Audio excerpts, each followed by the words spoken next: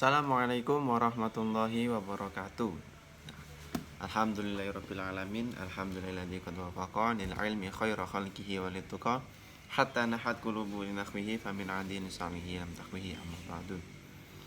Terima kasih untuk teman-teman semuanya yang sudah menyempatkan waktunya untuk melihat video dari kelompok kami, kelompok 4. Terima kasih kepada dosen pengampu metodologi penelitian kualitatif Ibu Zulfa SPD MPD. Nah, sebelumnya saya akan memperkenalkan diri dulu. Nama saya Muhammad Aminuddin dengan NIM 1263112020034, anggota dari kelompok 4. Nah, di sini kelompok 4 akan membahas tentang desain tahap-tahap pelaksanaan penelitian kualitatif. Nah, di dalam bab tersebut ada subbab. Yang pertama yaitu substansi desain penelitian kualitatif. Yang kedua yaitu mengkonstruksi desain penelitian. Dan yang ketiga akses penelitian di lapangan. Yang keempat ada instrumen manusia. Yang kelima tahap-tahap penelitian kualitatif. Yang keenam yaitu persiapan sebelum pengumpulan data. Yang ketujuh penelitian deskriptif kualitatif. Yang kedelapan mengumpulkan data penelitian kualitatif verikatif. Dan yang terakhir yang kesembilan adalah pelaksanaan penelitian groundline theory. Nah, kita ke subbab yang pertama yaitu substansi desain penelitian kualitatif. Nah, di dalam substansi desain penelitian kualitatif ini ada dua, yaitu desain penelitian kualitatif dan juga desain kualitatif verikatif. Nah, apa sih yang dimaksud dengan desain penelitian kualitatif? Nah, desain penelitian sendiri ini mempunyai artian semua proses yang diperlukan dalam perencanaan dan pelaksanaan penelitian. Nah, dalam desain dalam perencanaan penelitian ini bertujuan untuk melaksanakan penelitian sehingga dapat diperoleh suatu logika yang baik dalam pengujian hipotesis maupun dalam membuat kesimpulan. Nah, itu adalah pengertian dari desain penelitian kualitatif. Nah, sekarang kita ke desain kualitatif verikatif. Nah,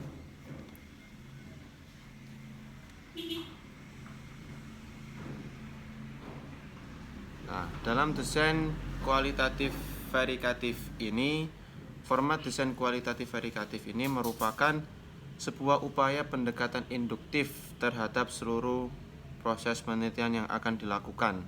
Karena itu, format desain penelitian secara total berbeda dengan format deskriptif kualitatif. Format ini lebih banyak mengkonstruksi format penelitian dan strategi memperoleh data di lapangan, sehingga format penelitiannya menganut model induktif, namun dalam hal memperlakukan teori, format kualitatif verikatif lebih longgar dalam arti tetap terbuka pada teori. Nah, lanjut kita ke subbab yang kedua yaitu mengkonstruksi desain penelitian. Baik, secara umum desain penelitian kualitatif ini menggunakan terminologi yang sama, termasuk dengan konsep-konsepnya sama juga. Dan secara umum contoh dari desain penelitian kualitatif adalah yang pertama, yaitu merancang judul penelitian kualitatif. Jadi yang dilakukan yang pertama itu merancang judul. Yang kedua, merancang konsep kualitatif. Setelah merancang judul, kita merancang konsepan penelitian yang akan kita lakukan. Nah, karena kita ini kualitatif, berarti merancang konsepan yang kualitatif. Yang ketiga, rumusan masalah dan tujuan penelitian.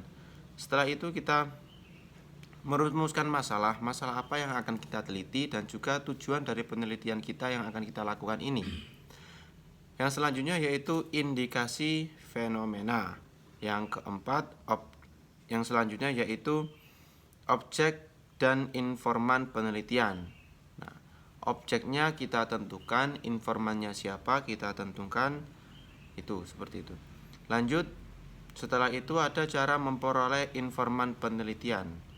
Lanjut, setelah itu metode pengumpulan data dan analisis strategi data.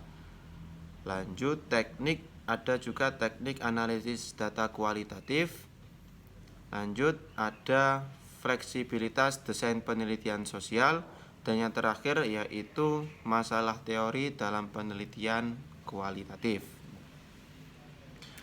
Sekarang kita ke subbab yang ketiga, yaitu tentang akses penelitian di lapangan. Apa sih akses penelitian di lapangan itu? Ya, catatan lapangan merupakan alat yang sangat penting dalam penelitian kualitatif. Nah, yang pertama itu ada pengertian dan kegunaan catatan lapangan. Saya mengutip dari menurut Bogan dan juga Bigland pada tahun 1982 halaman 74. Beliau memberikan pendapatnya, yaitu catatan tentang apa yang didengar, dilihat, dialami dan juga dipikirkan dalam rangka pengumpulan data dan refleksi terhadap data dalam penelitian kualitatif. Catatan lapangan berisi kata kunci, frasa dan juga pokok pentingnya dalam yang berguna sebagai alat perantara apa yang dilihat, didengar, dirasakan, dicium dan diraba dan sebagainya. Yang kedua, ada bentuk adalah wajah. Bentuk adalah wajah catatan lapangan yang terdiri dari halaman depan dan halaman berikutnya, disertai petunjuk paragraf dan juga baris tepi. Yang ketiga, ada isi catatan lapangan. Nah, tahapan bagian deskriptif berisi gambaran tentang latar, pengamatan orang, tindakan dan juga pembicaraan, dan bagian refleksi berisi kerangka berpikir dan pendapat penelitian, gagasan dan juga kepedulian. Ini menurut pandangan dari Bogan dan juga Bigland pada tahun 1982 halaman 84 sampai dengan 89. Setelah itu kita lanjut ke proses penulisan catatan lapangan. Nah, petunjuk dalam penulisan catatan lapangan ini menurut Bogan dan juga Bigland, ini yang pertama yaitu catatan lapangan langsung. Catatan lapangan langsung dikerjakan. Catatan lapangan langsung ini dikerjakan tanpa menunda waktu sedikit pun. Yang kedua, tidak berbicara kepada siapapun sebelum peneliti menyusuri catatan lapangan. Yang ketiga, mencari tempat yang sepi yang tidak terjangkau oleh gangguan. Ini untuk menghindari dari problem-problem yang akan dihadapi dalam melakukan sebuah penelitian. Yang keempat, jika peneliti pertama kali berada di lapangan dan hendak mengerjakan, sediakan waktu yang cukup untuk keperluan membuat catatan tersebut. Nah, yang kelima, membuat kerangka dan digunakan secara kronologis. Yang keenam, disusun secara kronologis atau disusun berdasarkan judul yang akan diteliti. Yang ketujuh ada percakapan dan peristiwa yang dialami, dinyatakan dalam bentuk percakapan atau kalimat langsung. Yang ke-8, jika selesai satu catatan lapangan dan juga masih ada yang terlupakan, maka segera memasukkannya, tetapi cukup pada bagian belakangnya saja. Yang ke-9, mengatasi dengan menggunakan cara lain, mencari suasana untuk sementara waktu dalam menyusun catatan lapangan agar tidak menimbulkan kebosanan. Ini dikutip dari buku Metodologi Penelitian Kualitatif Profesor Dr. Reksi Jumaleong, MA halaman 208 tahun 2015. Terima kasih, itu sedikit penjelasan dari saya. Penjelasan lebih lanjutnya akan disampaikan oleh teman saya. Terima kasih. Wassalamualaikum warahmatullahi wabarakatuh. Assalamualaikum warahmatullahi wabarakatuh. Perkenalkan, nama saya Aldi Andika, NIM 1263112020032. Di sini saya akan menjelaskan 3 bab. Di antaranya itu adalah yang pertama itu adalah instrumen manusia. Yang kedua itu ada tahap-tahap penelitian kualitatif. Yang ketiga itu adalah persiapan sebelum pengumpulan data. Nah, di sini saya yang pertama akan membahas tentang instrumen manusia. Dalam penelitian kualitatif tersebut, yang menjadi instrumen manusia itu adalah peneliti. Kenapa peneliti? Karena peneliti itu bertugas sebagai pengumpul data dalam penelitian kualitatif. Di dalam instrumen manusia itu terdapat ciri-ciri. Di antaranya itu ada yang pertama itu adalah responsif terhadap lingkungan dalam pengumpulan data. Maksudnya itu adalah peneliti itu harus aktif dalam memberikan pertanyaan terhadap narasumber atau informan. Yang kedua itu peneliti harus menyesuaikan dari pada keadaan dan juga situasi pada saat pengumpulan data. Yang ketiga itu adalah peneliti itu harus menekankan keutuhan dan memanfaatkan imajinasi dan kreativitas. Yang keempat itu adalah peneliti itu harus mendasarkan diri atas perluasan pengetahuan. Yang kelima itu adalah memproses data secepatnya setelah diperoleh, tentunya agar proses penelitian tersebut cepat selesai. Yang keenam itu adalah memanfaatkan kesempatan untuk mengklarifikasikan dan mengiktisarkan. Dan yang terakhir itu adalah memanfaatkan kesempatan untuk mencari respon yang tidak lazim dan idiosinkratik. Kualitas yang diharapkan peneliti kualitatif itu selalu berhubungan dengan subjek karena memiliki dasar dari peneliti. Nah, dalam meningkatkan kemampuan peneliti itu harus menggunakan itu harus menggunakan instrumen peneliti di mana hal itu harus melakukan beberapa hal. Yang pertama itu adalah memahami kondisi dan situasi yang terjadi di lapangan pada saat pengumpulan data. Itu sudah dijelaskan di ciri-ciri instrumen manusia tadi. Yang kedua itu adalah melakukan wawancara terhadap informan yang ada di lapangan. Itu sudah pasti. Yang ketiga itu adalah mencatat atau mendokumentasikan hasil dari pengamatan dan wawancara yang dilakukan peneliti di lapangan. Hal ini berfungsi untuk dalam proses pengumpulan data tidak ada yang terlewatkan. Lanjut ke subbab yang kedua, yaitu adalah tahap-tahap penelitian kualitatif. Di dalam tahap-tahap penelitian kualitatif tersebut terdapat tiga proses. Di antaranya itu adalah tahap pralapangan, yang kedua ada tahap pekerjaan lapangan, dan yang ketiga adalah tahap analisis data. Yang saya bahas yang pertama itu tentunya adalah tahap pralapangan.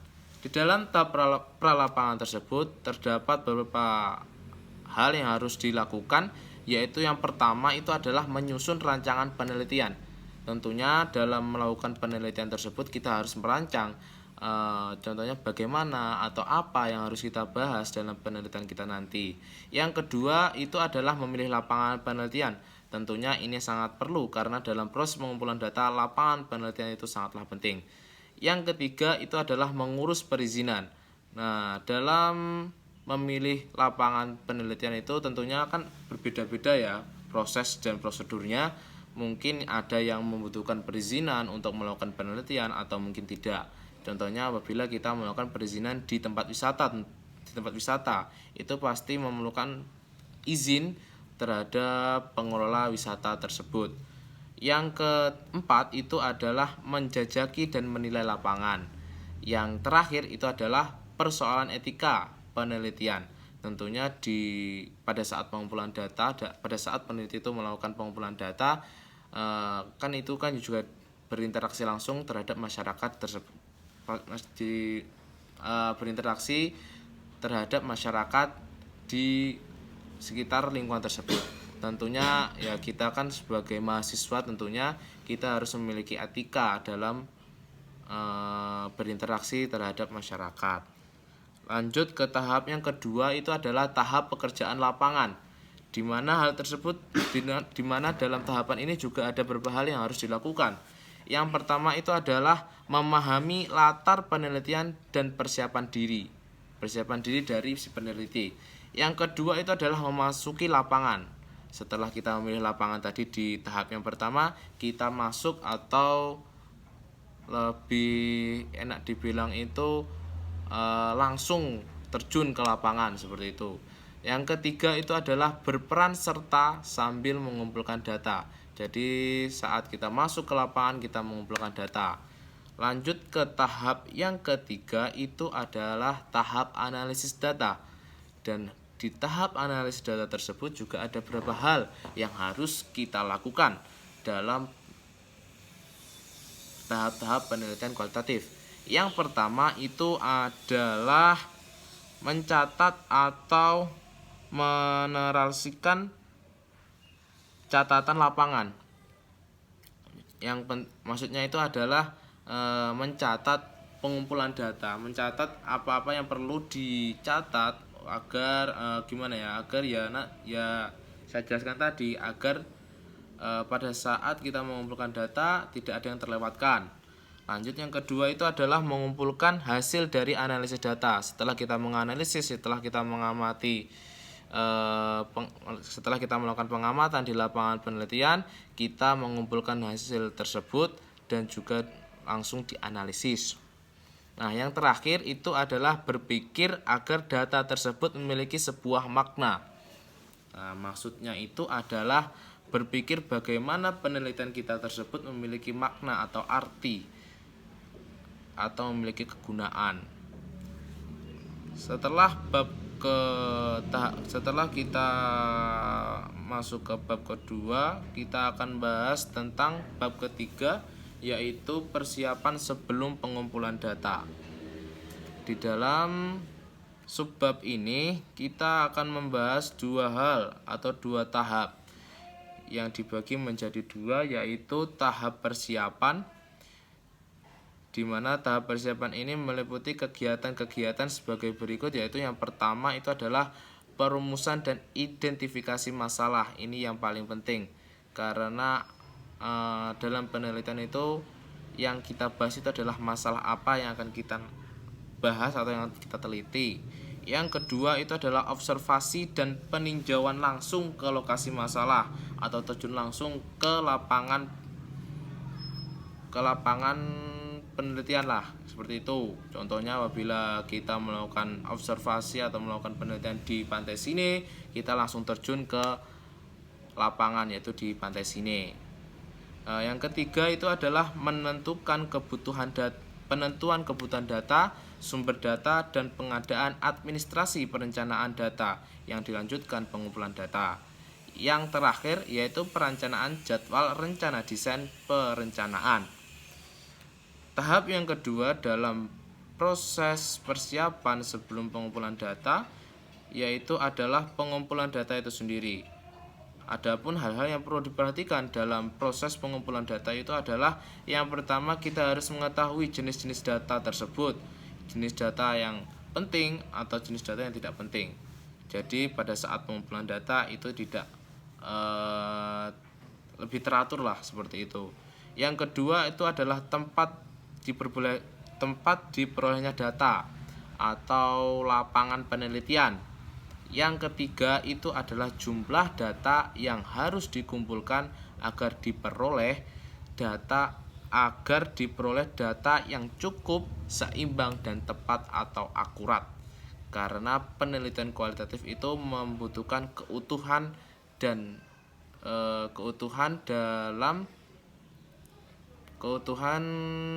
dalam proses pengumpulan data. Seperti itu. Terima kasih apabila ada salah kata atau ucapan yang kurang berkenan di teman-temanku semuanya. Saya mohon maaf. Wassalamualaikum warahmatullahi wabarakatuh. Oke, lanjut ke subbab selanjutnya. Saya akan serahkan kepada teman saya. Monggo. Assalamualaikum warahmatullahi wabarakatuh. Perkenalkan, nama saya Muhammad Ali Muzaka, NIM 12631202042. Di sini saya melanjutkan dari teman saya yang dua tadi tentang mata kuliah metodologi penelitian. Sini saya bagian dari subbab yang 3 terakhir, yaitu pengumpulan data deskripsi kualitatif, pengumpulan data penelitian kualitatif verifikatif, dan terakhir pelaksanaan penelitian grounded theory. Sini saya langsung saja pengumpulan data deskripsi kualitatif. Format desain deskriptif kualitatif memiliki kesamaan dengan desain deskriptif kuantitatif. Karena desain deskriptif kuantitatif bisa disebut dengan kuasi kualitatif atau desain kualitatif semu. Desain ini belum benar kualitatif karena bentuknya masih dipengaruhi oleh tradisi kuantitatif seperti format desain kualitatif verifikatif. Deskriptif kualitatif menganut paham fenomenologis dan pospositivisme, menyiapkan skudel penelitian dan penggunaan termasuk pengumpulan data di lapangan. Karena penelitian kualitatif ini membutuhkan banyak penelitian lapangan, maka tidak membutuhkan tim penelitian. Pembantu lapangan atau field worker juga tidak membutuhkan uji coba instrumen karena penelitian tidak membutuhkan instrumen penelitian yang ketat. Namun skudel penelitian tetap dibutuhkan untuk mengendalikan penelitian. Yang kedua, pengumpulan data penelitian kualitatif verifikatif. Pengumpulan data kualitatif verifikatif ada 4 tahap dan pengumpulan data kualitatif verifikatif. 1. Eksplorasi atau observasi umum. 2. Tahap eksplorasi terfokus. 3. Tahap pengumpulan data sebagai berikut. 1. Tahap eksplorasi atau observasi umum. Tahap ini dilakukan untuk memperoleh transisi tentang apa sebenarnya yang harus dilakukan apabila objek tersebut benar. Keputusan jadi atau tidak penelitian dilakukan benar dijadikan sasaran penelitian bermanfaat bagi sebuah penelitian. 2. Tahap eksplorasi terfokus. Segala sesuatu yang diperoleh pada tahap eksplorasi atau observasi umum. Yang ketiga, pengumpulan data lanjutan. A. Merevisi draft. B. Menemukan kekurangan data dan informasi. C. Membuang informasi yang tidak penting. D. Menemukan informasi baru. E. Terus menerus menggunakan triangulasi. F. Terus menerus membuat catatan harian baru. G. Memutuskan untuk menghentikan penelitian. Dan H. Mengembangkan draft laporan menjadi rancangan laporan akhir. Terakhir, I. Peneliti meninggalkan lapangan penelitian.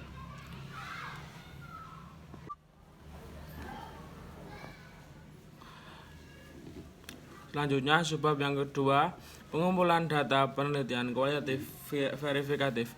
Pengumpulan data penelitian kualitatif verifikatif ada 3 tahap. 1.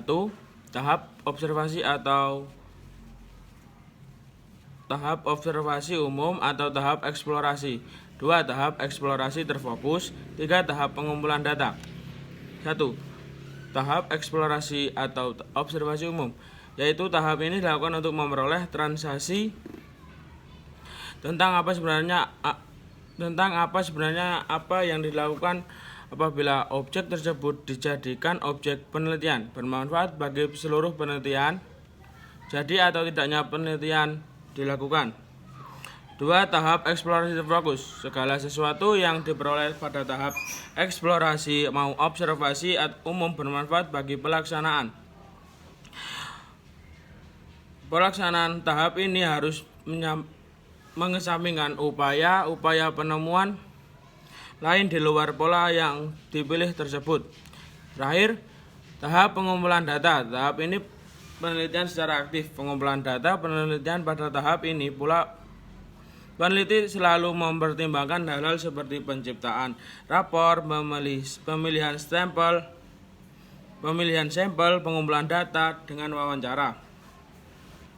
Pengumpulan data dengan observasi, pengumpulan data dari sumber-sumber non manusia, pengumpulan data dari sumber-sumber non manusia, dan pencatatan atau informasi hasil pengumpulan data.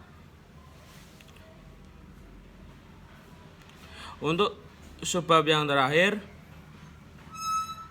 yaitu pelaksanaan penelitian grounded theory. Menurut Glaser dan Taurus 1987, grounded theory merupakan reaksi tajam dan sekaligus memberikan jalan keluar dari stagnasi teori dalam ilmu-ilmu sosial dengan menitik berat sosiologi pelaksanaan grounded theory bertolak belakang dengan layaknya penelitian kuantitatif. Pada umumnya, jika penelitian umumnya diawali dengan desain tertentu, namun grounded theory tidak demikian. Grounded theory meliputi 1. Observasi pendahuluan. A. Menemukan tema-tema pokok penelitian. B. Menemukan categories. C. Menemukan gambaran umum tentang alur penelitian. Dan 2. Pengumpulan dan penelitian. A. Menemukan informasi.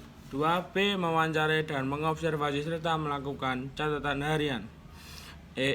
C. Menemukan informasi baru. D. Mengembangkan strategi wawancara dan observasi. E. Menemukan triangulasi untuk menemukan kebenaran data. F. Terus-menerus mencari catatan harian.